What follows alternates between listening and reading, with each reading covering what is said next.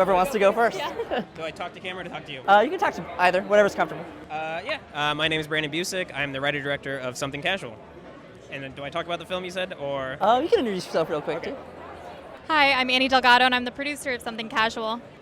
Something Casual is a film that takes place in Los Angeles. It's about two artists that meet each other and crave intimacy, but they run away from commitment. They every time they get close to each other, something comes up where they turn away from it, and it's kind of a study on why people do that and like how that affects the other person. Wow. And what was the inspiration to making your film?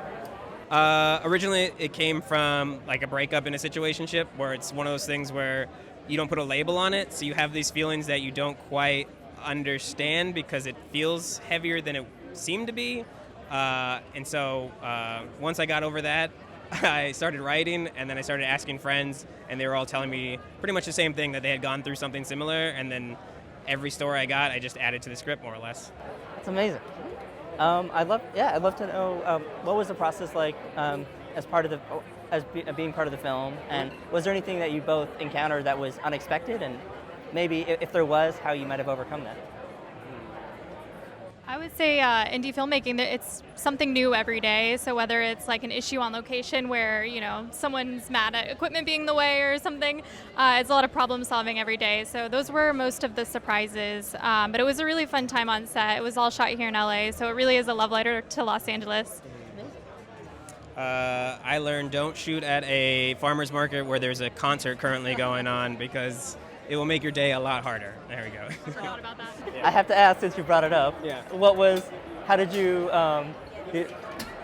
it like finding that location and realizing that, I mean, we had a really lovely guy in West LA that let us shoot at his farmer's market, and he's like, just put up the flyers you need to, and you just show up. And we're like, fantastic, this weekend works. But then when we get there, he didn't tell us there was like a Christmas festival, so there was a guy doing stand-up, there was a guy doing like a children's choir at one point, and so all we tried to do is like, the moment somebody stopped, we would be like, all right, get the line out real quick, and you do it, and then pretty much cut would be when you hear the concert going on again. To be honest, a lot of that didn't end up in the film, surprisingly, but I guess I learned also you should ask certain questions beforehand, like, is it going to be fine for sound that day?